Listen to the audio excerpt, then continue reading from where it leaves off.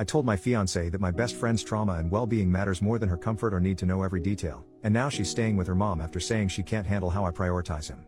My best friend lost a parent a year and a half ago, which led him to a mental health crisis. Our friend group has been picking up the pieces ever since. He's doing much better now that he's in therapy, but he's definitely gone through it. What has complicated matters worse is my fiancée. It goes without saying that I love her, but she is the definition of a busybody sometimes. My best friend is a very private person. She knows something happened with him, but she doesn't know the details of what that something is. She probably never will, but because she's around me and my friends often as my fiancée and I live in the same house, she hears bits and pieces of the story and presses for more information. I try to circumvent this as best as I can. For example, I step out of the room for specific phone conversations. But still, it's hard to limit the discussion about it sometimes. If it's necessary, we bring it up and she's around in person. We'll refer to the Nolan situation without giving specifics. Nolan will also stop by my place at night when he can't sleep. This doesn't happen all that often, maybe twice a month. He'll text me or call me saying he's outside. I'll go sit with him and maybe smoke a little bit, then he'll head home. I'll wait up until I know he got home safely, then I go back to sleep. My fiancée hates this. She claims the phone calls always wake her up. They don't. She just sometimes happens to wake up for the bathroom while I'm outside, and that me not being in bed is alarming. This brings us to last night. Nolan stopped by, and when I came back inside, my fiancée said she was putting a stop to it. She said all the sneaking around is making her paranoid. She doesn't feel like she can properly trust me or be a part of my friend group without knowing the details, and that Nolan needs to stop relying on me so much. I told her that no matter whether we're married, dating, whatever, she will never have any ownership over my friend's trauma, and that she was never going to be able to order me around in regards to it. I also said her comfort was less important than someone's actual physical well-being. She was obviously hurt by this and went to stay with her mom after work today. Did I go too far by saying that to her? Edit, she knows Nolan lost a parent, she doesn't know the aftermath beyond the statement he had a mental health crisis. And yes, he has specifically asked me not to tell her. Edit number 2, the next day, this is not something we talk about constantly in front of her.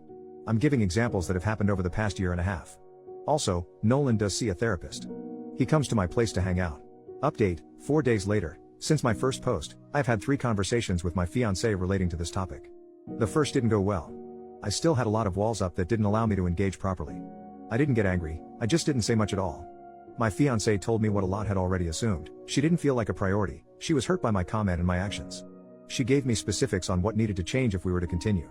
I told her I needed time, and she went back to the parents' house for the night. I took this night alone to truly think over the things she had requested, no more late night visits and other harsh boundaries being put into place, and tried to imagine a life where that happened. The second conversation was much more impactful. I took feedback I was given here, which mainly centered around honesty and apologies. I told her that I was sorry for waking her up and for not treating her how a fiancé should.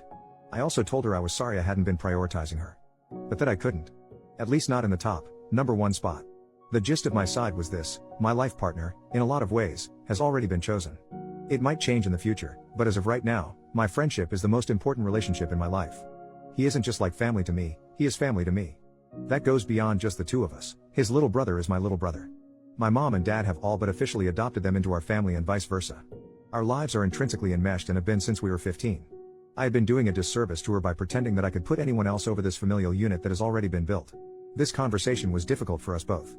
We cried together, we attempted to compromise, but the truth of it all boiled down to if he needs me, or even just wants me, I'm going to do everything reasonably in my power to be there for him. We again took the night for ourselves to process. And that leads us to the final conversation, which was about our future. She told me she had known the end was coming and had begun to accept it long before our conversation. I agreed. We're also planning a move Jess out party between just us two where we try to have fun with it and reconnect as friends. She told me, in customary breakup fashion, that she's going to cut bangs in my bathroom at some point during this planned night. So, was I the jerk for saying that my friend's trauma was more important than her comfort? Yeah. I totally was. Not only because it was harsh, but because I didn't say it sooner so she could make an informed decision about whether it was a life she wanted or not. Now she gets that. I feel gracious and humbled by her forgiveness and understanding, and thankful to commenters who provided insight. Edit to add, no, I'm not planning any more romantic relationships for a while. 2. My number 1 priority is Nolan, not my entire family. He and I are the familial unit I referred to. Relevant comments. Responding to those who tell him he needs to set boundaries with Nolan for both of their healths. OP, I'm genuinely fascinated by this point of view. We do have other friends and boundaries with one another. 2 people choosing to share their lives together and not actively pursuing romantic relationships doesn't automatically lean towards something unhealthy. At least from my perspective. I think it's all just about how people want to live their lives and different priorities. But I seem to be in the minority here. There is only so much about my friendship with him I can include here, and this update post was largely centered around what happened with my ex-fiancée. Why would I list boundaries I have with my friend that are unrelated to this single conflict I posted about? In my eyes, he didn't sabotage anything. I chose my priorities, they were out of line with what was required for a romantic relationship, and I'm now out of that relationship. The value of said relationship is relative. I hope Jess and I remain close friends, but I feel relieved to be rid of extra pressures when I wanted to live my life one way and she wanted something else. I do have a therapist. He does not trauma dump on me. We talk like normal people do.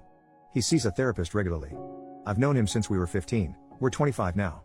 Commenter number 2, dude, why get engaged in the first place? OP, the engagement was a spur of the moment event when I had been drinking. I wouldn't say it's something I regret because I think both she and I knew it wasn't a marriage is right around the corner, let's start planning now situation. I mostly just regret not having an honest conversation with her up front about the different places people took up in my life.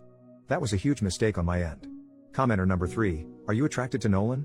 OP, reflecting on how we first met, it was basically just me trying to manifest an excuse to talk to the cool tall boy I saw, and then I actually got that excuse and invited him over to my house during our first conversation.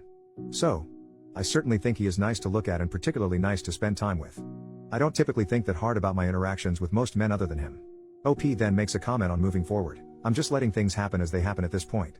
If he and I do move back in together, though, I think I'm going to just start telling people we're together no matter what, if he's comfortable with it, of course.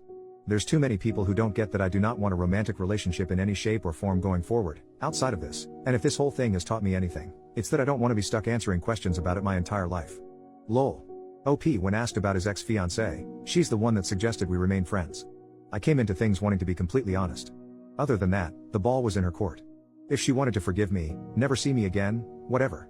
That was purely up to her. Will it continue on past her moving out? I don't know. But I do know I'm very glad we're not ending on a totally sour note. One more thought from OP, as I said in other comments, I think I worded the original post wrong because people are assuming I put him on the same level as my parents or siblings and that isn't the case. I honestly think people would have had a more positive reaction if I had said I've been with Nolan this whole time, jokes on everyone. Then I made a mistake proposing to my fiancée, I'm now single and can admit I feel emotionally fulfilled by this person. He is my life partner and I choose to share my life with him while also having other friends and family as well who don't fall into that category of intensity. Because half of the responses are that's so weird. You have to be screwing with the person you put number one in your life. He and I have spoken and are in agreement. He's asked me to come to one of his therapy sessions so we can further discuss and I finally agreed and we set a date to make that happen.